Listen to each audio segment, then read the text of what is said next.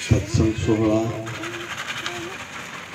स्वामी नरेंद्र महाराज यांची सर्व भक्तगण मंडळी आज आमच्या कोहळी गावी जमलेली आहे। खास ज्यांचं आज आपण प्रवचन ऐकणार आहोत अशा साधनाताई शिंदे ह्या मुद्दामून आपल्याला मार्गदर्शन प्रवचन करण्यासाठी मला वाटते नाशिकहून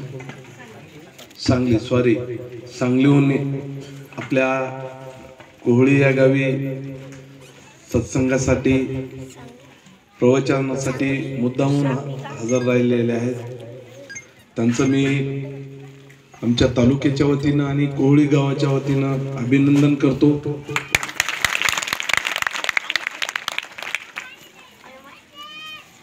त्याचबरोबर